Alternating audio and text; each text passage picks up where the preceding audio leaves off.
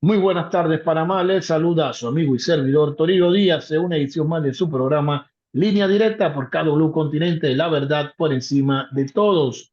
Iniciando esta semana, mitad de semana, con información que vamos a estar desarrollando en nuestro noticiero estelar más adelante del acontecer nacional, que hay mucha información.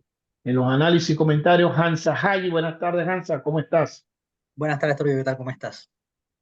Bien, viendo que habíamos ya prometido esta entrevista de manera informativa, haciendo docencia, orientación de la Universidad Católica de Chile. Si no me equivoco, Hansa, tenemos al profesor Isaac Universidad, Can, Universidad Alberto Hurtado, ok, Alberto. de Chile. Sí. de Chile. Gracias Sí, por la aclaración, profesor Isaac Caro, desde sí. Chile en estos momentos que estamos viendo la transmisión gracias a la tecnología. Ricky en los controles, DJ Ricky Aldo en el soporte técnico. Profesor, bienvenido a Panamá nuevamente a través de la Hol- tecnología.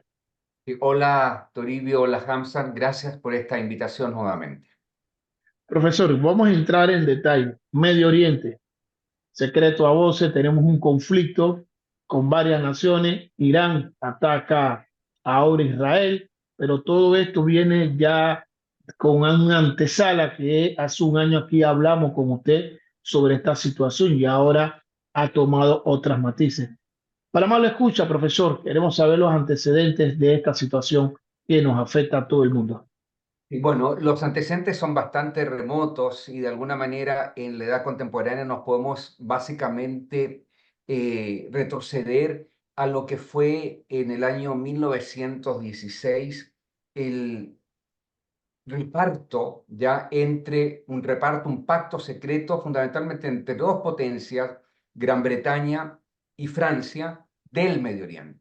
Y ese reparto del Medio Oriente fue fundamentalmente para beneficio, pensando en el beneficio de las propias potencias, se da en el contexto 1916, repito, en el contexto de la Primera Guerra Mundial y en el contexto, en consecuencia, del retroceso del Imperio Turco Otomano.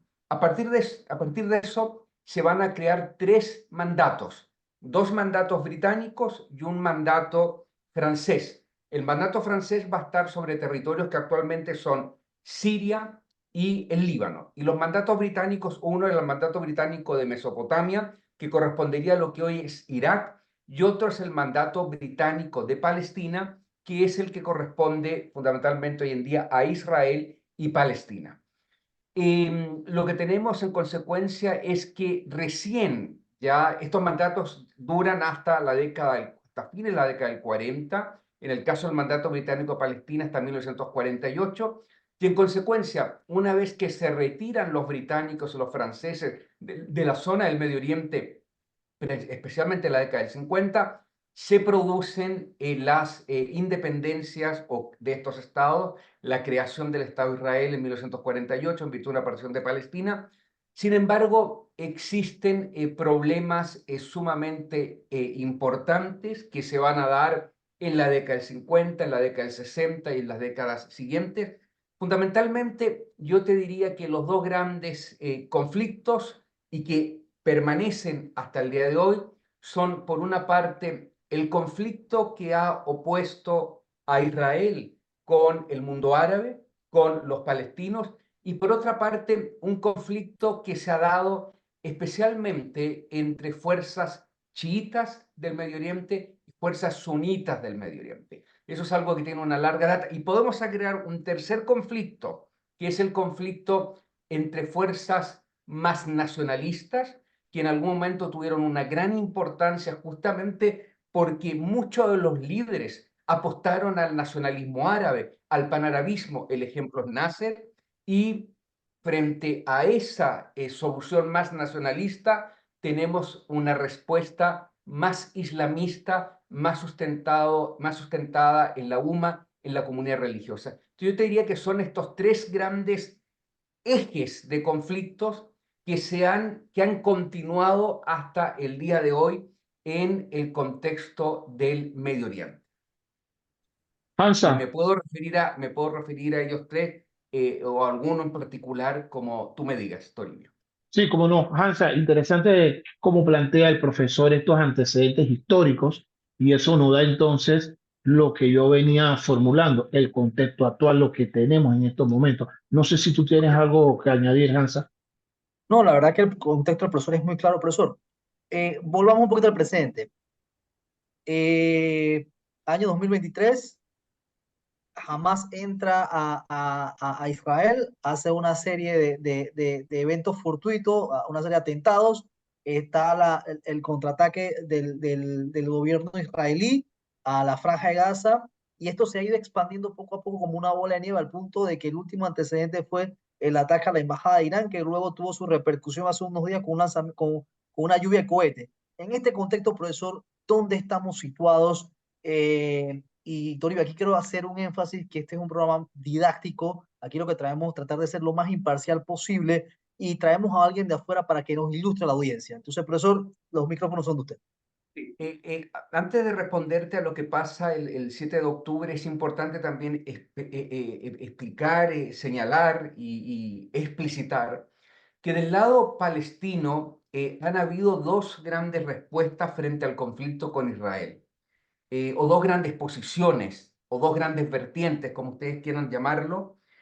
Una vertiente y una posición es la posición de la Autoridad Nacional Palestina, que desde la década del 90 se comprometió en negociaciones con Israel, y en consecuencia, a partir de los acuerdos de Oslo, hay un reconocimiento de la Autoridad Nacional Palestina, de la OLP, representada fundamentalmente por Fatah, un reconocimiento de Israel. ¿Ya? Esa es una postura.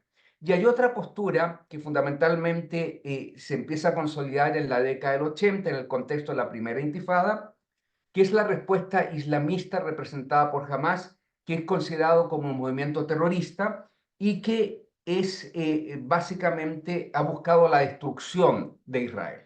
No solo el desconocimiento, el rechazo al Estado de Israel, sino también la destrucción. Entonces tenemos que ver de alguna manera lo que pasa el 7 de octubre en ese contexto. Pero también del lado israelí han habido vertientes distintas. Y en ese sentido hay una vertiente, una posición que ha apoyado un proceso de paz con los palestinos en la fórmula fundamentalmente de la solución de los dos estados, es decir, la existencia de un Estado de Israel y un Estado palestino. Y ha sido una posición fundamentalmente de hoy en día la oposición, los sectores más, si tú quieres, más moderados de la escena política israelí. Y frente a esa vertiente tenemos otra que está representada fundamentalmente por la derecha israelí, por el Likud, y también por movimientos de extrema derecha que hoy en día forman un gobierno de coalición, considerado el gobierno más nacionalista y más de derecha en la historia de Israel. En consecuencia, tenemos que se ha profundizado claramente una irresolución en el conflicto palestino. Entonces es importante visualizar lo que pasa a partir del 7 de octubre en ese contexto que yo he mencionado. Dicho esto, efectivamente lo que hay básicamente es un atentado, un ataque bastante masivo de parte del movimiento Hamas en contra de territorio israelí a través del lanzamiento de cohetes, fundamentalmente desde la Franja de Gaza hacia Israel, y al mismo tiempo la irrupción de militantes del movimiento Hamas que toman una cantidad importante de rehenes israelíes. Hay que señalar que los rehenes que son tomados en su gran mayoría son civiles, y muchos de ellos son mujeres y niños, en una situación en que previamente no se había visto. Por lo tanto, esto es una acción absolutamente inédita en el conflicto entre Israel y Palestina. Y provoca un shock sumamente importante en la sociedad israelí. ¿Y por qué provoca este shock? Porque Israel de alguna manera se veía bastante invulnerable frente a una situación de estas naturalezas. Israel estaba acostumbrado básicamente al lanzamiento de cohetes desde la Franja de Gaza, pero no a la incursión de personas de Hamas y la toma de rehenes. Y esto lo que hace es motivar una represalia israelí una represalia que ha provocado una catástrofe humanitaria en Gaza. Creo que hasta la fecha estamos hablando prácticamente de 34.000 muertos. Ustedes pueden revisar la cifra, me parece que son 34.000 muertos, y la mayoría, una mayoría importante de ellos, civiles, mujeres y niños. En consecuencia, lo que acá nosotros observamos, que como parte, por un lado, como parte de esta represalia israelí, se ha producido un cierto aislamiento internacional de Israel, sobre todo hasta el ataque de Irán a Israel, al que me voy a referir enseguida, junto con este conflicto, básicamente este conflicto israelí-palestino, que básicamente enfrenta a Israel con el movimiento Hamas, lo que tenemos fundamentalmente es un enfrentamiento en otros territorios del Medio Oriente que enfrentan a Israel, especialmente a Israel con algunos aliados de Irán. Y en este sentido estamos hablando que hay un conflicto no resuelto con el movimiento, con el movimiento libanés pro-iraní Hezbollah. Hezbollah, es bueno señalarlo, es un partido político que está en el Líbano, pero Hezbollah tiene también una rama armada, y la rama armada tiene presencia especialmente en el sur del Líbano, y Hezbollah, también considerado movimiento terrorista por varios estados de la Unión Europea, Estados Unidos, entre otros, Argentina también, por los atentados llevados a cabo en Argentina en la década del 90, me puedo referir a eso. Lo que ha hecho es aprovechado esta situación para lanzar ataques a la frontera sirio-libanesa, que han sido respondidos por Israel. Y en este contexto de enfrentamiento de Israel con Hamas, con Hezbollah, tenemos también más que la aparición, tenemos de alguna manera la rearticulación de los hutis, que son un movimiento importante en el Yemen, que controlan parte del territorio en Yemen, que ha estado en una guerra civil. Hay sectores que son apoyados por Arabia Saudita y los hutis son apoyados por Irán, y han aprovechado esta situación en apoyo a la situación o en rechazo a la situación creada en la Franja de Gaza para realizar algunos ataques en contra de barcos, especialmente en el Mar Rojo, que es una parte de lo que este movimiento controla. Entonces, lo que tenemos aquí es una ampliación de los escenarios de conflicto, una ampliación de los teatros de operaciones, no solamente limitado a lo que es la Franja de Gaza y los territorios adyacentes o fronterizos con Israel, sino que también hay una ampliación al territorio sirio, al territorio fronterizo entre Israel y el Líbano, y también a los hutis en Yemen. En este contexto ya se produce por primera vez un conflicto directo que enfrenta a dos grandes enemigos desde los años fines de los 70, desde la Revolución Islámica en Irán, que están representados básicamente por Israel e Irán. Y efectivamente, no me recuerdo la fecha, ustedes lo pueden ver, pero previo al ataque de Irán a Israel, Israel había atacado el consulado y la embajada de Irán en Damasco, y esto fue respondido hace unos 10 días atrás por Irán con un lanzamiento de alrededor de entre 200 y 300 drones y cohetes a territorio israelí, con lo que se convierte en la primera vez que ocurre este ataque directo de territorio iraní a territorio israelí. Básicamente, lo que tenemos, por lo tanto, hoy en día es la posibilidad de que haya un conflicto regional. A mí me parece muy importante mencionar lo siguiente. Cuando se produce el ataque de Irán a Israel, que habría sido, en la visión de Irán, una respuesta al ataque de Israel a la embajada de Irán en Siria, cuando se produce ese ataque, los misiles lanzados por Irán al territorio israelí fueron destruidos no solamente por el sistema antimisil Cúpula de Hierro de Israel, sino que también fueron destruidos por el sistema antimisiles de Estados Unidos, del Reino Unido, y un hecho también importante que cabe mencionar, muchos de ellos fueron destruidos por Jordania cuando ingresaron al territorio jordano. Y esto lleva a una situación importante de mencionar, que aquí hay un enfrentamiento, y ha existido un enfrentamiento entre dos grandes cosas que yo mencioné casi al principio, entre dos grandes poderes del Medio Oriente, Irán y Arabia Saudita, representando a las dos grandes vertientes del Islam, chiitas y sunitas, chiitas Irán mayoritariamente, sunitas Arabia Saudita mayoritariamente. Y en ese sentido, la amenaza que puede representar Irán no es una amenaza solamente percibida por Israel, es una amenaza también percibida por países que son mayoritariamente sunitas, y fundamentalmente me refiero a Arabia Saudita y me refiero también a otros estados del Golfo, especialmente Bahrein y los Emiratos Árabes Unidos, que han establecido relaciones diplomáticas con Israel. En consecuencia, aquí hay varios conflictos que de alguna manera se empiezan a relacionar, que tienen dinámicas distintas, pero que de algún modo también se vinculan.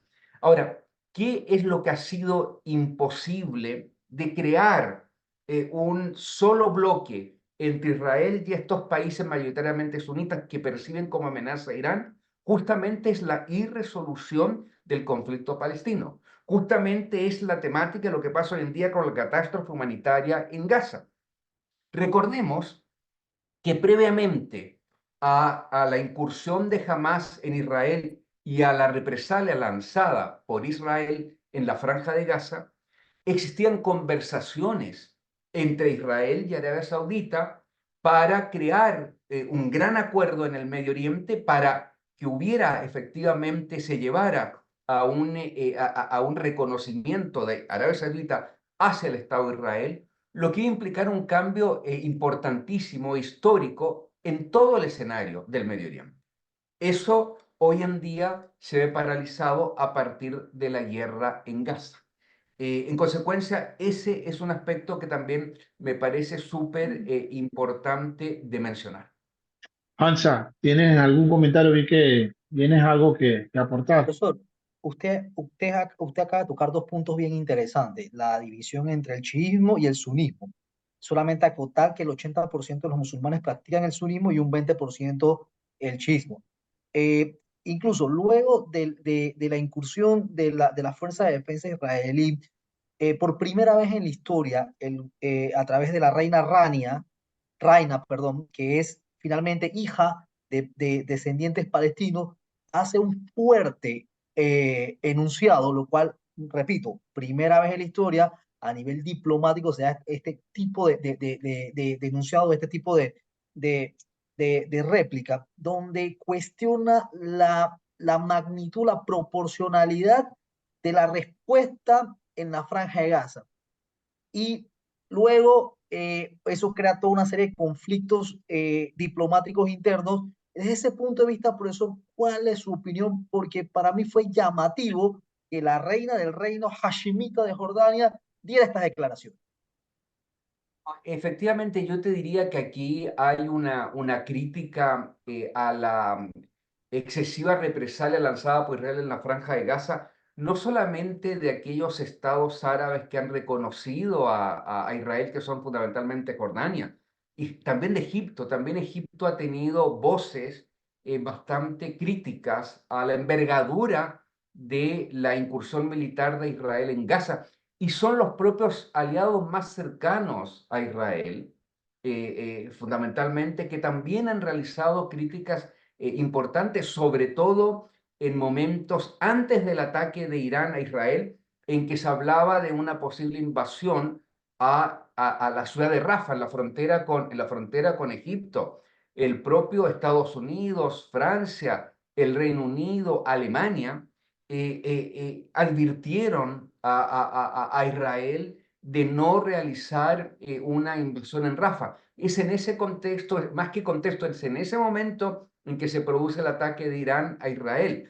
Entonces yo te diría que las críticas fundamentalmente al actuar, a la represalia israelí, no solamente vienen fuertemente del mundo árabe, sino que también vienen de un modo importante también de los países aliados de Israel. Porque si yo te entendí bien, tú me preguntabas por las advertencias que hacía la reina de Jordania a Israel por la represalia. No, incluso no la advertencia, sino que la reina de Jordania, la reina Rania de Jordania, puso hechos y facts, o sea, puso hechos sobre las consecuencias en el tema, nuevamente, el tema de los menores de edad, Sí, las mujeres, o sea, porque las cifras están. Entonces, sí. eso para mí fue sorprendente porque a nivel diplomático, la reina de Jordania o el rey Abdullah nunca habían hecho este tipo de declaraciones. Entonces, y quiero concatenar esto un poquito con lo que usted inició, Perdona, profesor. Hamza, sabes que, perdona que te interrumpa ahí. Lo que pasa también que es súper importante mencionar que Jordania tiene una población palestina importante. Por lo tanto, todo lo que ocurra en Gaza y todo lo que ocurra en el conflicto entre Israel y Palestina tiene consecuencias importantes también para Jordania. En ocasiones anteriores, cuando existió la primera intifada y la segunda intifada, las intifadas no solamente se dieron en territorio de Israel y de Palestina, sino también afectaron a Jordania. Entonces, en ese sentido, son importantes las manifestaciones explícitas o tácitas que puedan, que la monarquía shemita puedan establecer de manera explícita justamente frente a este conflicto, porque tienen Profesor, además de que hay una fuerte oposición dentro de Jordania. Sí, profesor, lamentablemente el tiempo es nuestro sí, principal sí, sí, sí. obstáculo y ya tenemos que ir a la pausa para continuar con nuestra programación regular con el noticiero estelar. Sin embargo, quedaron pendientes las consecuencias para América Latina y qué y cómo se vislumbra a futuro inmediato este conflicto, es decir, si se van a sumar otros países en respaldo a una u otra corriente y lo que esas consecuencias, no solamente para la región del mundo árabe, sino para el mundo entero, específicamente en América Latina. No sé si podemos coordinar una segunda fase de Hansa y profesor Caro la próxima semana Perfecto. y podemos ya aterrizar en la parte de cómo esta introducción que usted hizo fue fundamentalmente importante, porque así entendemos estos antecedentes y cómo nace sin entrar en un partido alguno. Esto, como bien decía Hansa, es para hacer un balance totalmente objetivo sin entrar en calificar quién es bueno, quién es malo. Es solamente dar datos informativos para que cada uno, cada audiencia haga sus propias conclusiones. No me queda para más, amigos y amigas, unos minutos, unos segundos finales, profesor, para que se despida. Muchas gracias, Hamza, por la invitación. Muchas gracias, Toribio. Y quedo pendiente para una segunda parte en las próximas, o sea, próximas semanas. Sí, muchas gracias. Así será, profesor, Y y muchos, perdón, y muchos saludos al público, al querido público panameño. Profesor, como le manda no, salud a Andrés de la Iglesia. Ah, No puedo despedirme sin este saludo. dale muchos cariños. desde Santiago de Chile, el profesor Isaac Caro, catedrático universitario, creo que es sociólogo también, profesor, Sí, sí, sí, Toribio. hablando sobre un poco el conflicto que se vive actualmente en el Medio Oriente, algo antecedentes, cómo se ha venido desarrollándose.